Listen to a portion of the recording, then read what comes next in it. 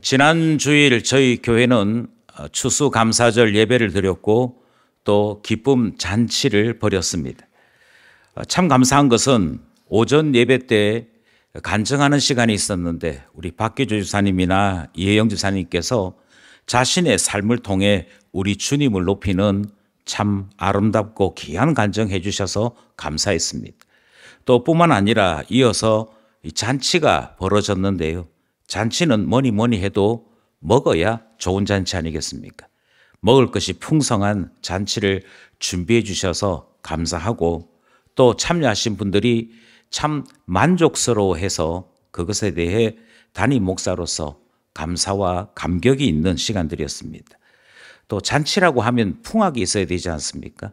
그래서 음악회를 하게 되었는데 이 음악회 순서까지 하나님께서 간섭해 주셔서 전체적으로 아름답고 귀한 은혜의 시간들을 우리가 누릴 수 있었음에 감사를 드립니다. 명실상부 기쁨교회가 기쁨교회 이름답게 즐겁고 감사한 시간이었다 하는 것을 느끼게 되지. 저는 특별히 지난 주일에 두 가지를 깨닫게 되었습니다.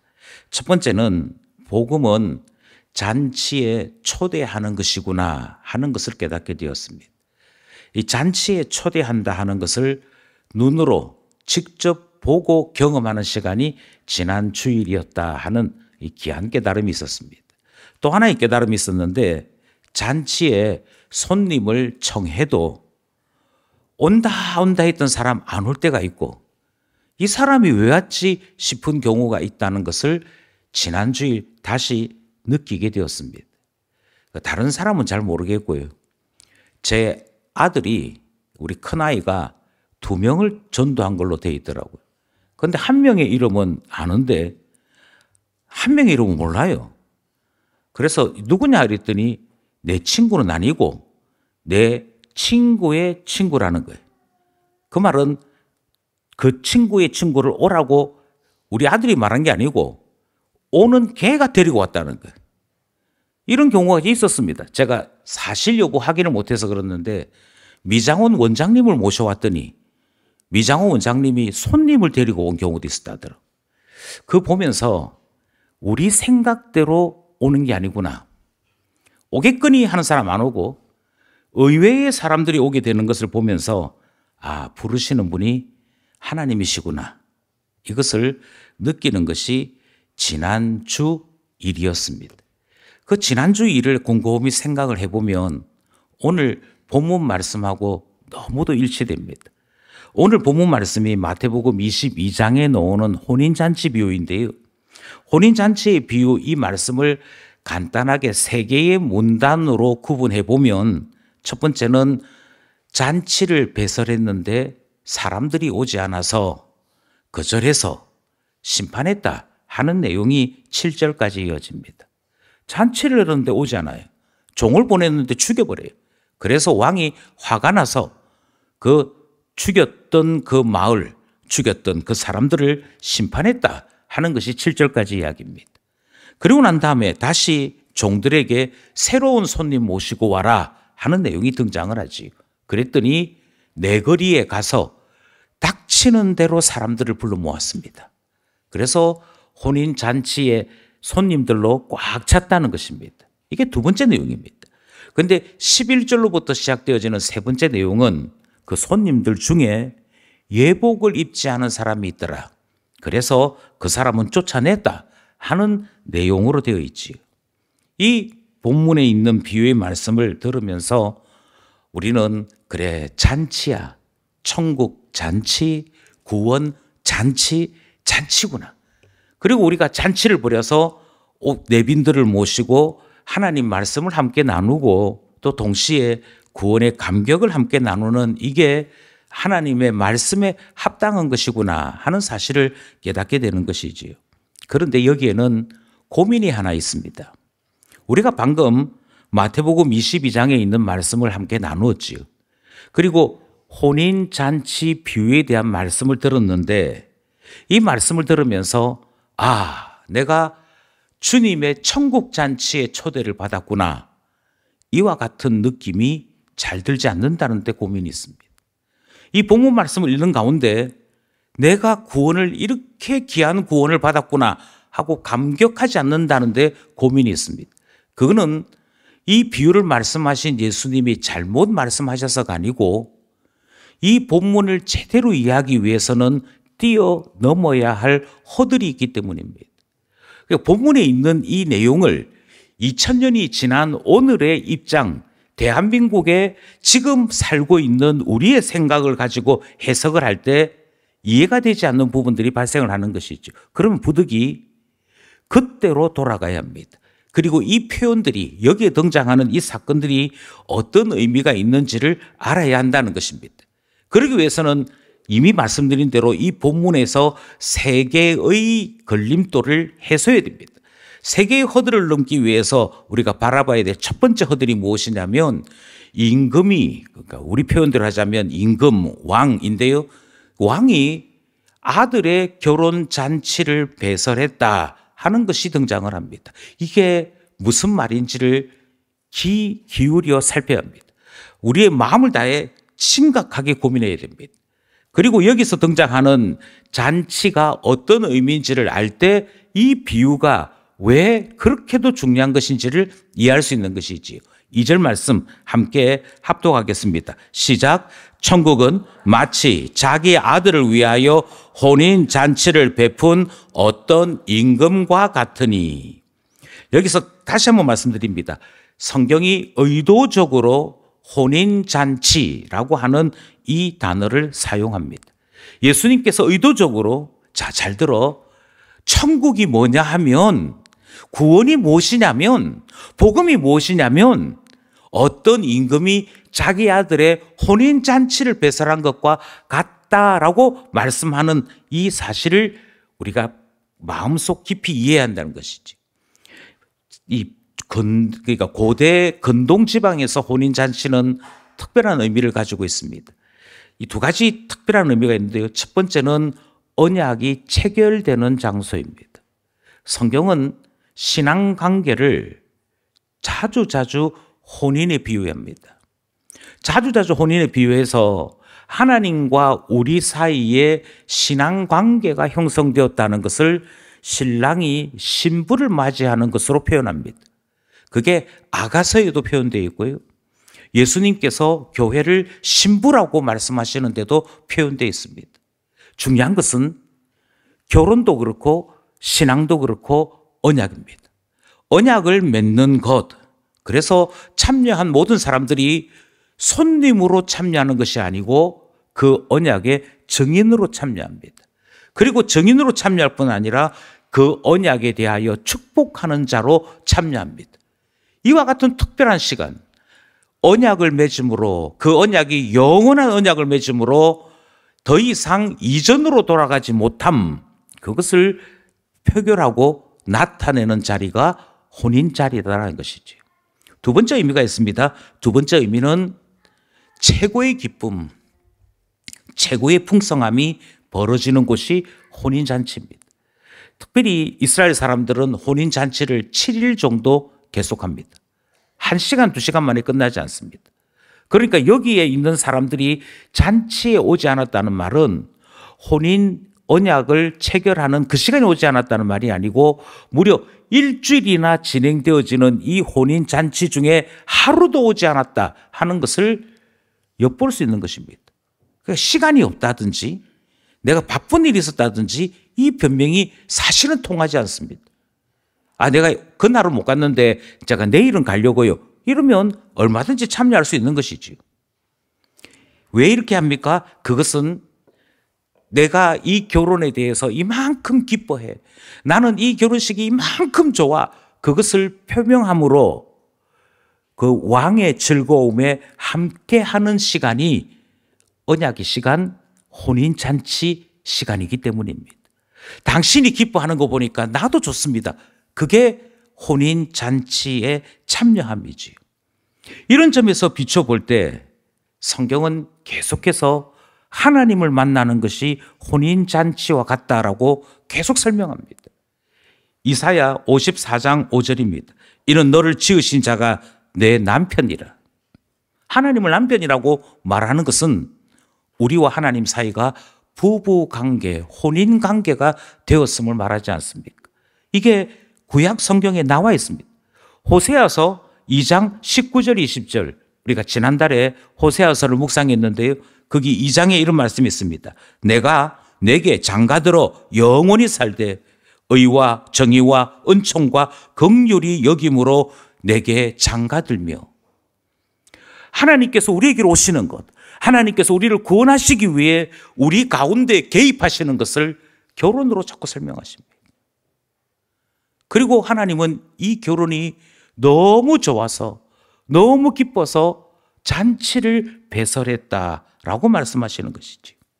이것이 구약의 설명인 동시에 지금 예수님께서 비유로 다시 말씀하시는데 의미가 있더라는 것입니다. 그러니까 여기에 말하는 잔치는 그냥 시간 되시거든 오셔서 식사 하나 하고 가세요, 이런 의미가 아니라고 하는 것이지.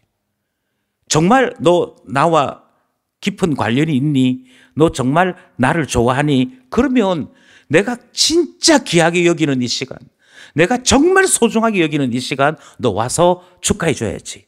너 와서 이 언약에 증인돼 줘야지. 그 의미를 담은 것이 혼인잔치다 하는 것입니다. 이게 첫 번째 허들입니다. 요거를 이해하셨다면 두 번째 허들은 조금 쉽습니다. 두 번째 허들은 이 잔치에 초청을 받아 왔다는 것은 어떤 의미이고 이 잔치에 오지 않았다는 것은 어떤 의미인지를 알 수 있는 것이지. 오지 않은 것에 대해서 오늘 본문의 임금은 그냥 넘어가지 않습니다. 안 온답니다. 바쁘답니다. 그랬는데 왜? 뭐가 바빠? 바쁘다는 것에 대해서 설명도 합니다. 어떤 사람들은 뭐라고 얘기하느냐 하면 그가 밭으로 갔습니다. 사업하러 갔습니다. 그래서 못 온답니다. 이 이야기를 종들이 하는 것이죠. 이게 5절 말씀입니다. 5절 말씀. 5절 말씀만 먼저 읽겠습니다. 시작. 그들이 돌아보지도 않고 한 사람은 자기 밭으로 한 사람은 자기 사업하러 가고. 충분히 올 수 있는데도 불구하고 이 사람들의 핑계는 일하러 가야 됩니다. 바쁜 일이 있습니다. 를 핑계합니다. 그러자 왕이 가만히 있지 않는다니까요. 6절, 7절입니다. 함께 합독하겠습니다. 시작. 그 남은 자들은 종들을 잡아 모욕하고 죽이니 임금이 노하여 군대를 보내어 그 살인한 자들을 진멸하고 그 동네를 불사르고. 도망가는 사람만 있는 것이 아니고 초청한 사람들 계속 보내니까 그 초청한 종들을 모욕합니다. 그리고는 죽여버립니다. 그러자 임금이 노하여서 그와 같이 행한 자들, 초청을 거절한 자들 진멸했다. 그뿐 아니라 그 동네 자체를 없애버렸다라고 말씀합니다. 이것은 초청받은 자들이 동네를 책임지는, 그러니까 일정한 지역을 책임지는 관리자들이었음을 알 수가 있습니다. 예수님의 이 비유에서 이 사람들은 누구냐면 이스라엘 사람들을 이야기합니다.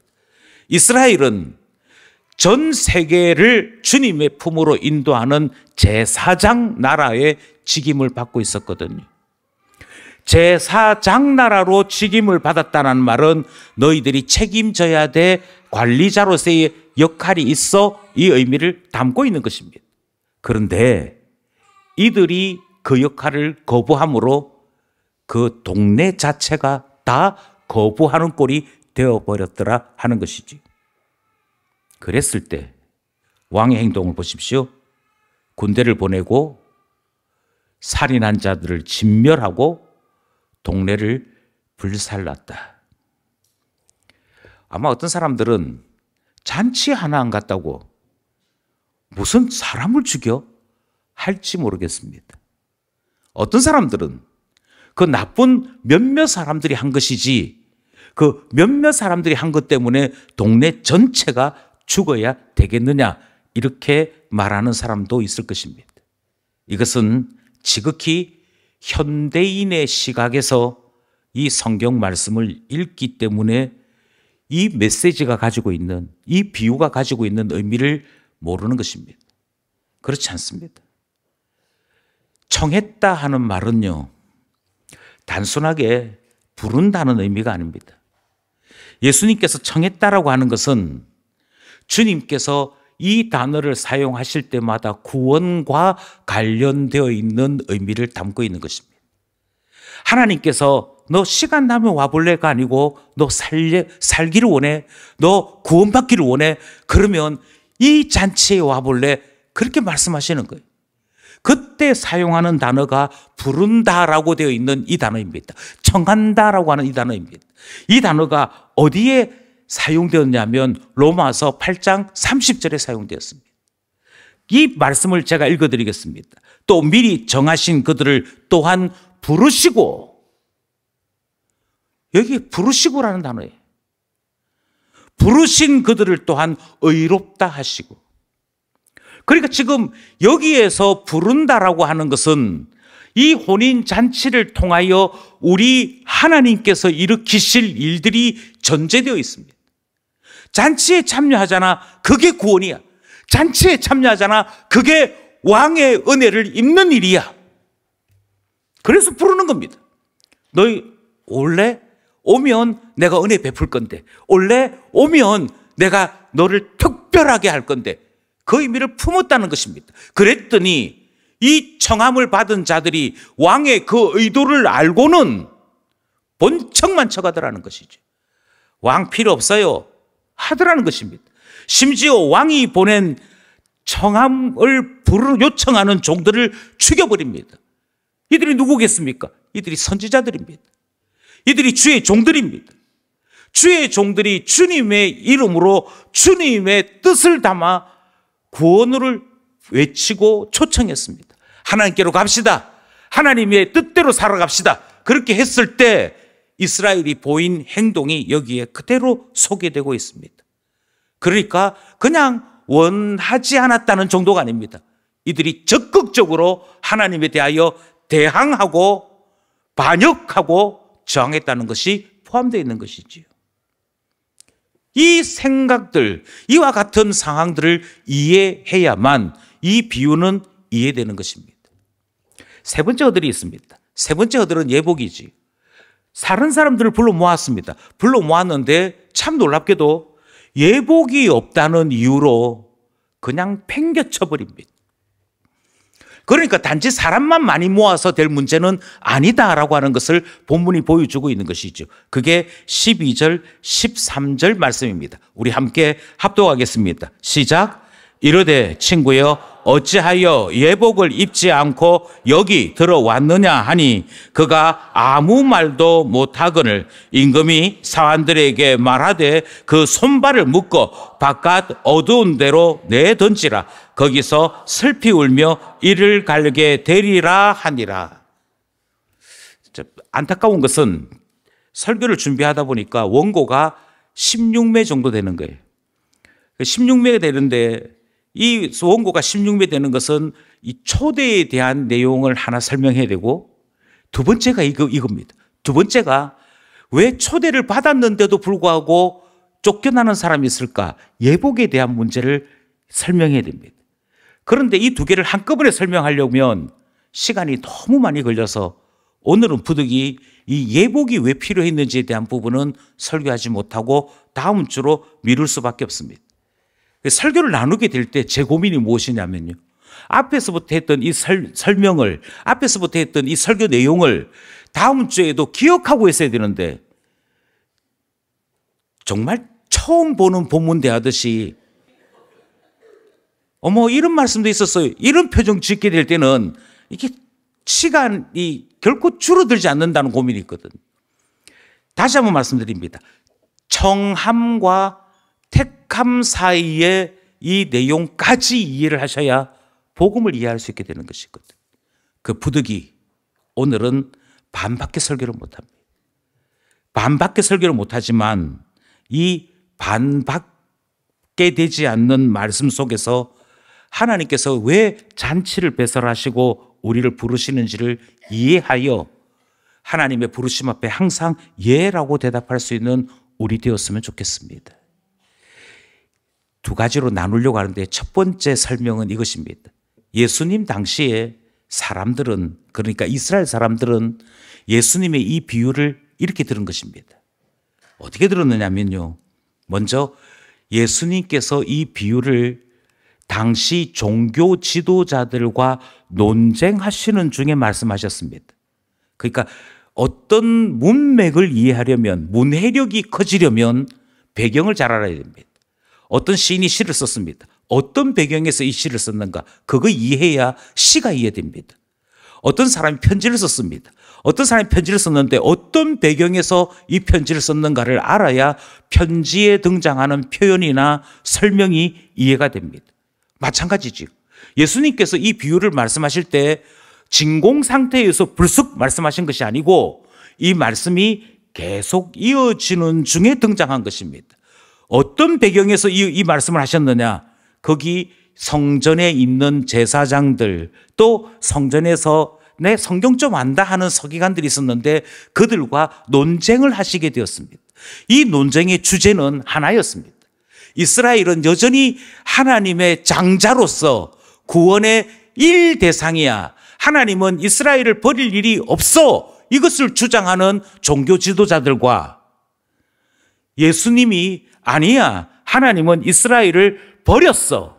왜 버린 줄 아니? 너희들이 하나님 앞에 배역했기 때문이야.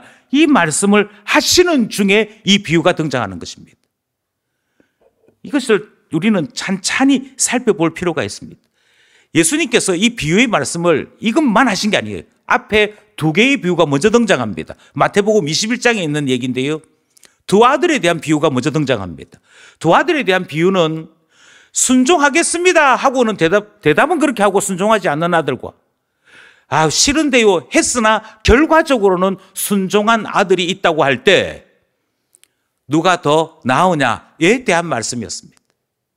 하겠습니다 하고 안 하는 놈이 낫느냐, 아니면 안 할 듯이 온몸 비틀다가 막상 하고 마는 그 아들이 낫느냐, 두 아들 중에 누가 낫다고 생각해? 라고 하는 비유를 던지신 겁니다. 이게 그냥 우리 집에 애가 둘이 있는데요 이 이야기가 아니었어요. 이스라엘 종교 지도자들에게 너희들이 한번 판단해봐. 너희들이 한번 판단해봐. 하나님에게 두 아들이 있다고 하자고. 하나님 두 아들이 있는데 첫 번째 아들은 이스라엘이라고 하는 아들인데 얘네들은 율법도 먼저 받았어. 하나님의 뜻도 먼저 알았어. 그리고 하나님에 대한 신앙도 먼저 가졌어. 그런데 하나님의 말씀을 듣고도 안 지키네. 그걸 예수님은 이렇게 표현하시는 거예요. 아버지에게 두 아들이 있었어. 할래? 이랬더니 예 하고 안 하는 아들이 있어. 시켰더니 온갖 인상 쓰고 안 하려고 버티는 놈이 한 놈 있어. 두 놈 중에 누가 나은 것 같아? 그리고는 순종하지 않는 것이 얼마나 무서운 것인가를 말씀하시면서 이스라엘이 신앙에 있어서 얼마나 심각한 존재되었는지를 말씀하는 것이 첫 번째 비유였습니다. 그러니까 이스라엘에게 소망이 없다는 것을 그들이 행한 삶을 통해 말씀하시는 첫 번째 비유가 등장합니다. 두 번째 비유는 우리가 잘 아는 포도원 비유입니다. 이 비유 역시 마찬가지로 포도원에 있는 그곳에 종들을 불러 모아 일시켰습니다. 일자리를 준 것이지요. 일하게끔 만든 것이지요. 그리고는 그들에게 다른 것 바라지 아니하고 거기에서 소출 나오면 그 소출 가지고 왕에게 바치는 거, 필요한 거, 그거 빼는 것, 그 정도만을 바랬습니다. 그런데 이들이 포도원만 차지하고 왕을 영화롭게 하지 않습니다. 종을 보냈습니다. 때립니다. 나중에는 아들까지 보내지요. 그런데 이들이 생각하기를 아들을 죽이면 이 모든 것이 완전히 우리 것 되지 않겠느냐. 그래서 아들을 죽였다. 그러자 포도원 주인이 분노하였고 아들을 죽인 자들을 심판했다 하는 비유의 말씀을 하십니다. 그것이 포도원 농부의 비유입니다. 이 말씀이 먼저 이 말씀 있고 이 비유가 등장하는 거예요. 그러면서 뭐라고 말씀하시냐면, 자, 곰곰이 한번 들어봐봐. 하나님은 어떤 분이시냐면 하나님은 왕 같으신 분인데, 하나님은 우리 모두의 왕이신데 그 왕이 아들의 혼인잔치를 배설하시고 초대했어. 이렇게 말씀하시는 거죠. 그러면 우리는 이 말씀이 그냥 주어진 말씀이 아닌 것을 금방 알 수 있습니다. 아, 이게 이스라엘을 염두에 두고 하신 것이구나. 이게 먼저 복음을 받아들인 사람들을 염두에 두고 하신 것이구나를 금방 알 수 있는 것이지. 그러니 배경을 먼저 이해하셔야 됩니다. 배경을 이해하시면 예수님께서 종교 지도자들에게 나는 괜찮다를 외치고 있는 이스라엘 종교 지도자들에게 괜찮지 않아, 그 말씀하고 있는 것이죠. 두 번째로 이미 말씀드린 것처럼 혼인잔치는 언약잔치입니다. 혼인잔치가 언약잔치라고 하는 이 말 속에는 언약이 가지고 있는 특징을 다시 한 번 더 강조하는 것입니다. 언약은 양쪽의 당사자가 있습니다. 갑과 을이 있습니다. 언약이라고 하는 것은 하나님이 한쪽에 계시면 반드시 그 언약을 맺어야 될 대상자인 이스라엘이 한쪽에 있습니다. 하나님께서 우리를 구원하실 때 예수 그리스도의 십자가 언약으로 우리를 구원하셨다. 그 말은 예수 그리스도가 한편 계시면 나머지 한편은 우리가 있어야 합니다. 이처럼 언약은 양쪽의 당사자를 필요로 합니다. 양쪽의 당사자들이 뭘 해야 되느냐면 양쪽의 당사자들이 그 언약을 따라 지킬 때에는 복을 받습니다.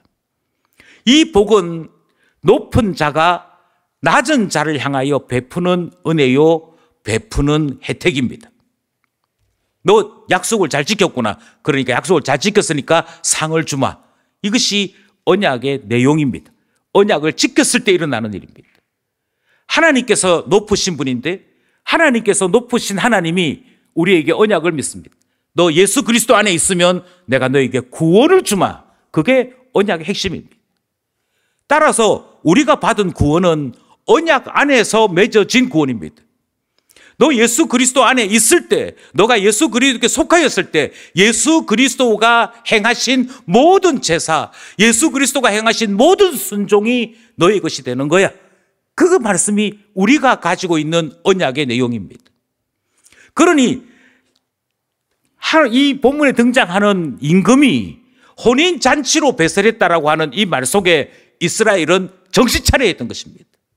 저절로 너는 당연히 구원받지. 그게 아니고요.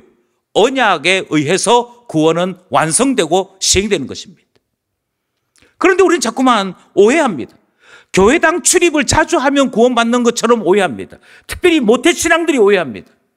나는 태어날 때부터 교회 다녔습니다. 나는 태어날 때부터 예수님 이야기만 듣고 자랐습니다. 나는 태어날 때부터 복음성가만 부르고 살았습니다. 그래서 못 졌다는 겁니까? 내가 인격적으로 예수 그리스도를 아느냐 물으면 아는 게 아니에요. 교회만 알아요. 사람들만 알아요. 예수님을 몰라요. 예수님을 몰라요. 그러면 언약 맺은 것이 아니지요. 우리가 가지고 있는 언약의 시행자가 아닌 것이지요. 복음의 듣기는 많이 들었습니다. 그래서 천국 잔치가 배설된 줄을 알고 있습니다. 이렇게 배설했고 이렇게 준비했고 이처럼 화려한 잔치가 이미 준비되어 있어. 아, 제가 많이 들었습니다. 어릴 때부터 수도 없이 들었습니다. 갈래? 그런데 싫어요. 뭐가 다르냐고요. 그것과 무엇이 다르냐고.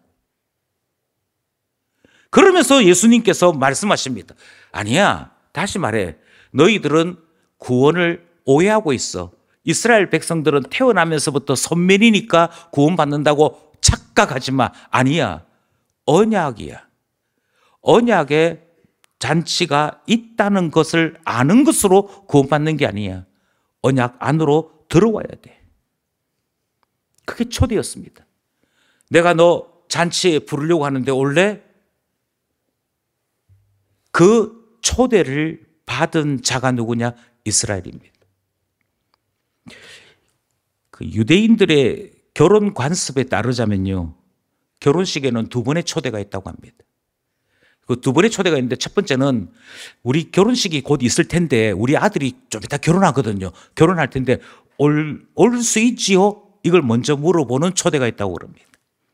그래서 올 수 있다 이러면은 아, 그때 오신다고 하신 분들에게 답을 합니다. 그 날짜가 이날입니다. 이날이고 올 때 제가 참여할 수 있도록 예복을 보내려고 합니다. 이게 두 번째 초대입니다. 그러니까 다시 말씀드려요. 예복을 보냅니다. 오겠다는 사람들에게. 왜요? 그 잔치에 입장하려면 예복이 필요하니까. 심지어 당신 허리 사이즈가 얼마 됩니까? 키는 얼마 됩니까? 요거 해서 맞춤으로 보냅니다. 두 번 해요. 예수님의 이 비유에 따르자면 첫 번째 초대가 있고 두 번째 초대가 있다고 할 때 하나님께서 첫 번째 초대를 제일 먼저 이스라엘에게 하신 것입니다. 하나님이 계셔. 이 세상을 살다가 죽음을 맞이하게 돼.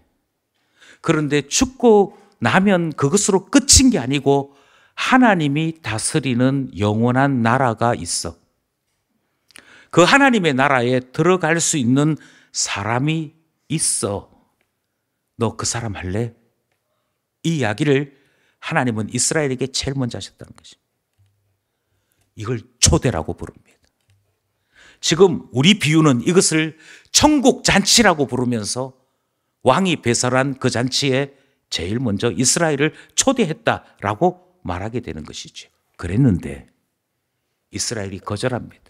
그러자 오늘 본문에서는 내 거리로 나가라 하는 명령이 떨어지지. 그 내 거리로 나간다는 말은 동서남북을 상징하는 이야기입니다. 다르게 얘기하면 유대인뿐 아니고 이방인이라 할지라도 하나님의 천국 잔치에 얼마든지 참여할 수 있음을 말씀하는 것입니다. 결과적으로 어떻게 된 것입니까? 처음에는 이스라엘 사람들 초대했습니다. 그런데 결국은 이방인들을 초대하는 일로 확장됩니다. 유대인이든 이방인이든 이 초청에 응하면 구원받습니다. 은혜를 받습니다. 왕의 특별한 사랑을 받습니다. 그런데 이 유대인이든 이방인이든 이 초청을 거부하면 심판받는다 하는 사실을 말씀하는 것이 여기에 내용이더라는 것입니다. 그럼 예수님이 이 비유를 왜 하셨습니까? 참 놀랍게도 하나님을 제일 먼저 알았는데, 하나님을 제일 먼저 보았는데 거부하는 사람이 있더라는 거죠. 그들이 누구였습니까? 종교 지도자들이었습니다. 그들이 누구였습니까? 하나님에 대해서 안다는 사람들이었습니다. 하나님 말씀에 대해서 안다는 사람들이었습니다. 하나님 말씀에 대해서 알고는 있는데 초청에는 응하지 않는 사람들, 그 사람들이 있음을 주님이 보시고, 야, 너희들이 그러면 혼인잔치에는 가지 않은 사람들인데 어떻게 되겠니? 그 말씀을 지금 하고 계시는 것입니다. 여기서 우리는 누구를 주목하느냐면요, 초청을 거절한 이스라엘을 주목하는 것입니다. 그들이 어떻게 했습니까? 돌아보지도 않습니다. 그들이 돌아보지도 않았다는 말은 일도 마음에 두지 않았다는 얘기입니다. 당연히 내 바쁜 게 있으면 거절하는 것이지 튕겨냈다는 것을 얘기합니다. 심지어 자꾸 오라고 했더니 그렇게 말하는 종들을 붙잡아서 능욕하고 죽여버리고 말았다라고 말씀하고 있습니다. 그들이 누구라고 지금 이야기하고 있느냐면 예수님은 그게 이스라엘이잖아. 너희들을 얼마나 많이 품으려고 했는지 너희들이 스스로 할 걸, 이렇게 말씀하시는 내용이 여기 등장하는 것이죠. 저는 이 사실이 너무도 무섭습니다. 저는 이 사실이 너무도 근심이 됩니다. 신앙생활이라고 하는 게요, 하면 할수록 신앙이 더 좋아져야 되는데 신앙 연륜이 깊으면 깊을수록 불신자 같아집니다. 신학교로 가면 입학하려는 사람들한테 불같은 신학생 이렇게 부릅니다. 제가 주의 종이 되어 주를 위해 살아보려고 합니다. 이 마음이 가장 불탈 때가 언제냐면 신학교 입학하려고 할 때 그때입니다. 그래서 그때는 심사하시는 분들이 뜨겁다 야 이렇게 얘기합니다. 그런데 1도 감동받지는 않습니다. 왜냐하면 그게 1학년 때 공통적으로 나타나는 현상이거든요. 그럼 신학교 2학년이 되었습니다. 그럼 더 불같아야 되잖아요. 이제 이때부터는 사람이 되기 시작합니다. 맨정신이 좀 들기 시작해요. 졸업할 때는 어찌 되느냐? 졸업할 때는 불신자 비슷하게 바뀝니다. 주님이 부르시면 어디든지 가겠습니다가 졸업할 때쯤 되면은 그래도 좀 사례는 얼마나 주는지 좀 봐야 안 되겠습니까? 그렇게 바뀌어요. 이제 결혼도 했는데, 결혼도 하게 될 건데, 제가 혼자도 아닌데, 이제 좀 살아갈 상황은 따져야 안 되겠습니까? 바뀌어요. 그래서 처음 입학할 때는 불같은 종이었다가, 두 번째는 그냥 평범한 사람 같았다가, 졸업할 때간쯤 되면 불신자 비슷하게 바뀐다라고 하는 농담 아닌 농담이 있습니다. 제 말은 신학생만 그렇냐고요. 예수님께서 종교 지도자들과 말씀하시면서 너네들이 먼저 초대를 받았던 사람 맞지? 그런데 지금 봐봐. 왕이 잔치를 준비한다고 해도 거들떠도 안 보는 사람 누구야? 이방인이야? 유대인이야? 유대인이야? 종교 지도자들이야? 주께서 선지자를 통하여 오시겠다 했던 메시아가 눈앞에 있음에도 불구하고 예수가 메시아면 우리를 어떻게 생각할까? 그것 때문에 하나님의 복음 앞에 제대로 서지 못하는 사람들이 누구였습니까?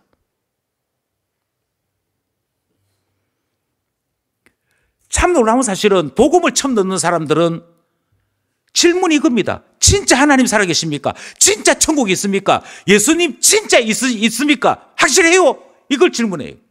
그러니까 처음 복음 듣는 사람들은 다른 걸 질문하지 않아요. 다른 걸 질문하지 않고 예수가 있느냐? 진짜 구원이 있느냐? 정말 그거 믿으면 우리가 새로운 삶을 살아갈 수 있느냐? 거기에 참된 행복이 있느냐? 이것만 물어봐요. 그것에 대하여 설명하기는 너무 좋습니다. 하나님 살아계신다. 하나님 살아계신 거 어떻게 알 수 있는데 나부터 봐봐. 나부터 설명하기 얼마든지 설명할 수 있습니다. 근데요, 직분좀 가지고 있고 예수 믿은 지 오래된 사람들이 교회로 오잖아요. 그러면 항상 하는 말이 이 교회는 왜 이래요? 자꾸 하나님에 대한 질문은 없어요. 하나님에 대한 궁금함도 없어요. 복음이 가져다 주는 감격도 없어요. 내가 이 교회에서 장로할 수 있나 없나? 내가 이 교회에서 영향력을 끼칠 수 있나 없나? 담임 목사가 나를 얼마나 사랑해 줄래나? 사람만 있어요. 가만히 봐봐라. 저하고 친하지. 근데 저하고 친하지. 둘이 원수대. 이게 교회 오래 다니는 사람들이 하는 대화의 내용이에요.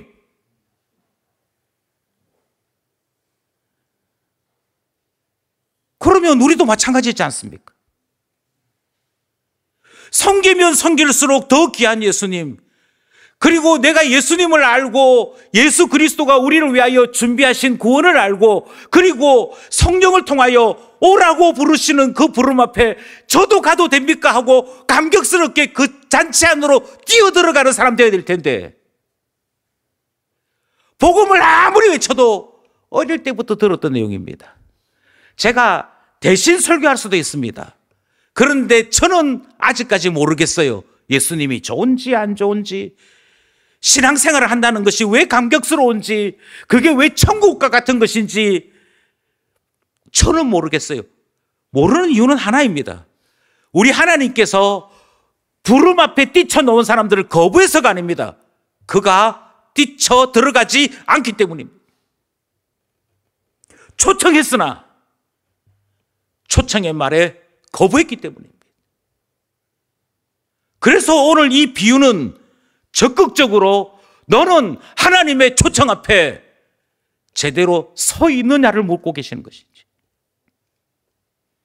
너는 하나님의 초청 앞에, 하나님의 이 잔치 앞에, 저 같은 사람도 부르시고요, 저보고도 오라고 이렇게 예복을 보내주시고요, 몸둘 바를 모르겠습니다. 제가 당연히 가야지요.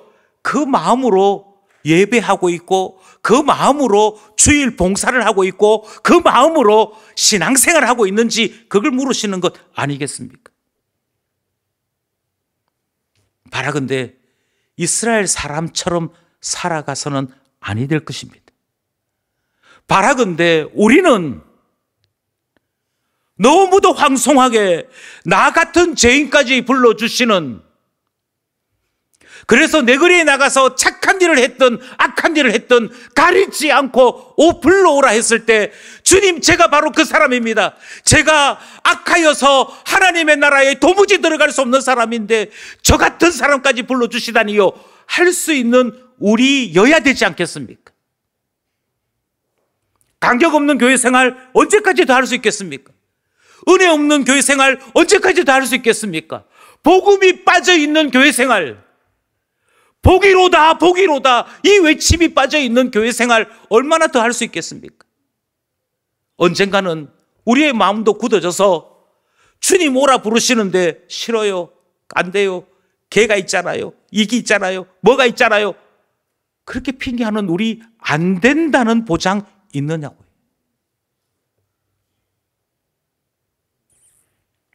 바라건대 주님의 부름 앞에 복음을 듣고 가슴 뛰고 즐거워함으로 참여하는 우리 되기를 소원합니다. 그리하여 굳어져 버린 이스라엘과는 다른 하나님의 부름받은 자녀로 주와 함께하는 우리 되기를 간절히 소원합니다.